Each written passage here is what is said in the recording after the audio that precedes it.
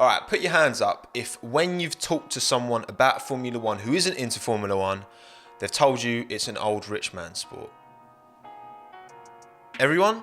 And no wonder really, it was built off the foundations of a bunch of old rich blokes wanting to go racing in fast, expensive cars. Even to this day, just to compete in the cheapest form of motorsport, you need bank. And to be competitive in the higher levels of motorsport, you need big bank. F1 retains that image of wealth and opulence till this very day. I mean, we race in Monaco for crying out loud. And particularly in the Bernie era, he finished in 2017, but particularly in his era, that perception was not going anywhere. But before we go any further, I want to give someone a little shout out. A couple of days after I started scripting this video, I was looking on my sub box and I saw a video from Athletic Interest. Now, if you haven't heard of the YouTube channel, phenomenal YouTube channel, mainly football stuff, but he talks about the business, the social side of things, really well presented, very, very interesting stuff. But the video in question stuck out because it was related to Formula One. I implore you to give the link in the top line of the description a click, check out their video, give it a watch, give them some love. Just wait until you finish this one, yeah? Appreciate it. I actually think we both had the same kind of inspiration because F1 put out an article in February of this year outlining their 2020 audience growth figures. F1 has had a 99% increase in social media engagement over 2019. That's double UFC's figure of 48%, miles ahead of the Premier League's at 3%. Granted, the Premier League can't really get any bigger, so you have to take that into account when looking at these numbers because football has kind of fully matured as a sport, really, hasn't it? And worryingly for Formula E, that's dropped by 14%. F1 is clearly going through a massive explosion in social growth online, and a big part of that is the fact that Liberty came in and took it from the hands of Bernie, who wasn't doing anything digital with Formula One when he was in charge. Because F1's not only just doing well online now, it's overshadowing some of the biggest sporting franchises in the world. And don't get me wrong, Bernie Ecclestone, love him or hate him, he played a huge part in making F1 what it is today. In 2020, F1 boasted a total season cumulative audience of 1.5 billion. And you know, the world's population is like 7.8, something like that, so pretty substantial. The issue with Bernie is he was very much focused on the traditional F1 audience and a very direct kind of sales approach. He said it himself actually, taken from an interview he did in 2014. I'm not interested in tweeting, Facebook or whatever this nonsense is. I tried to find out, but in any case, I'm too old fashioned. I couldn't see any value in it, and I don't know what the so-called young generation of today really wants. I mean, at least he's self-aware enough to know that he wasn't the man to identify social media and exploit it, you know. And also, granted, in 2014, social wasn't anywhere near as commercially understood as a thing as it is now. I don't know why people want to get the so-called young generation. Why do they want to do that? Is it to sell them something?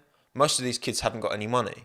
Bernie's attitude was clearly very transactional, very single-minded. If F1 can't directly try and sell you something through sponsorship or whatever as an audience member, you're not worth trying to get on board. But unfortunately, Bernie didn't understand the power of wider brand awareness plus the infinite ways of monetizing digital media online. Sure, youngsters probably aren't that interested in the bank or building society that's being advertised on the side of the Mercedes. Fine, but they might be interested in the targeted ad that's going to be on the YouTube video when you watch the highlights of the Mercedes in qualifying. Liberty Media, on the other hand, owners of the Atlanta Braves baseball team and SiriusXM radio and all that kind of franchise, they do understand digital media clearly, hence why it's just exploded so much. Because you've gone from F1 being a complete virgin to social media, and all of a sudden, it's anything but.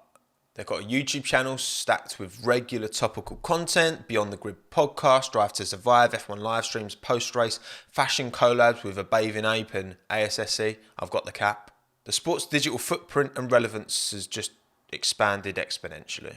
I don't know about you, but I hear all the time, like in my wider circle, whether it's friends, family, or friends of friends, or whatever, like people getting into F1 all the time. And maybe part of that is just because, oh, Tom does YouTube. Oh, that's interesting. Let's look into it. But the numbers don't lie. The more that Liberty Media can make F1 relevant to a younger fan base, the stronger its future will be. I know there's plenty of kids out there who watch my stuff, right? One day you're going to be as old as me, believe it or not. And then another day, you're going to be much older than me. All right, but if F1 can keep you in the ecosystem throughout your whole life, you're going to be a massively valuable asset to Formula One. Not only by spreading the love, but also by buying merchandise, watching adverts throughout your entire lifetime. That's what Bernie just seemed to neglect, the long-term benefits of having a younger audience on board.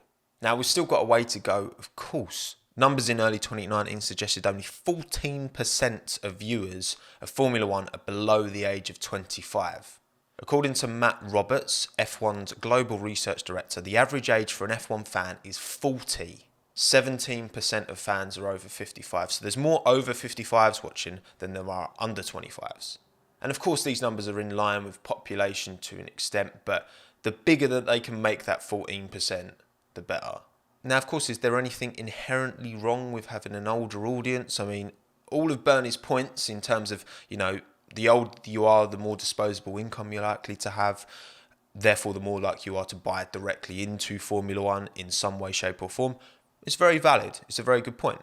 I'd rather get to the 70-year-old guy who's got plenty of cash, so there's no point trying to reach these kids because they won't buy any of the products here. And if marketers are aiming at this audience, then maybe they should advertise with Disney. Disney, not the most relevant brand amongst young. You could have thought a better example than that, Bernie, come on. But as media gradually moves more and more online and further away from the traditional terrestrial TV that is Bernie's domain, like F1 would have got left behind if Bernie had just kept banging on that traditional TV door. I think another factor to take into account as well is the fact that F1 drivers are getting younger and younger all the time. In F1's inaugural season in 1950, the average driver was 52 years old. Go to 1960, it'd come down a lot, it was 33. Now it's 27, 26 if you get rid of 39-year-old Fernando Alonso and 41-year-old Kimi Räikkönen. It's pretty normal for drivers to now make their debut still in their teenage years, technically. And the younger drivers are bound to connect more with a younger audience. The Twitch Quartet, Lando streaming, it makes sense that they're more relatable. And then back to F1 in terms of platform presence, because again, I don't watch TV anymore. I consume all of my media through either Netflix or YouTube, pretty much. YouTube, Twitch, Insta, Twitter, TikTok, F1 has presence across all of it because it knows that that's where the younger audience lives. Now, don't get me wrong. F1's doing a great job, but it's not all perfect. I think they could do a way better job of embracing independent creators for sure. Like, we shouldn't all have to be scared off into taking F1 out of our YouTube channel usernames like loads of us did because we're worried about getting taken. There should be a dialogue there. I really hope that there will be one day. FOM and their ban hammer has got a bit of a bad reputation, so we want to sort that out.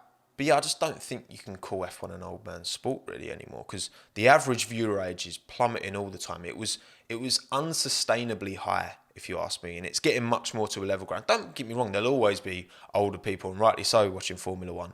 F1 can and should appeal to all across the board because for me there's something primal about motorsport that's very unique to it. Like if you're not interested in football and you go to Stamford Bridge and get to have a kickabout, you're not really going to care. Like, oh, you might think the stadium's impressive, but you're not going to care about the act of kicking a football.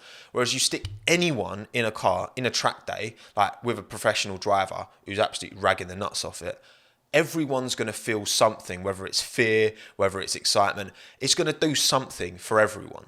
And the more eyeballs we get on the sport, the more diversity of sponsors we'll see, and the stronger the sports foundation will be to grow and continue to grow moving forward. Because, the financial sustainability of F1 has always been something that is been a bit sus at times. The sport is so much more reliant on the teams and the ecosystem. It seems a much more fragile prospect to me than something like the Premier League, for example.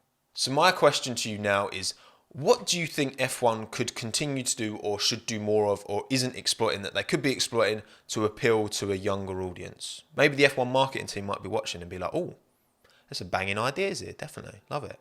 Thank you again for watching. Don't forget to check out Athletic Interests video, by the way, as well. Again, phenomenal link in the description. And also, and I'm sure you've done it already because of course you have, but just make sure that subscribe button isn't red anymore. Yeah, just give it a little tap, just in case it isn't. I'm sure it is, but just in case. Notification bell as well. My name's been Tommo. Thanks again. Have a good one. Ta-da.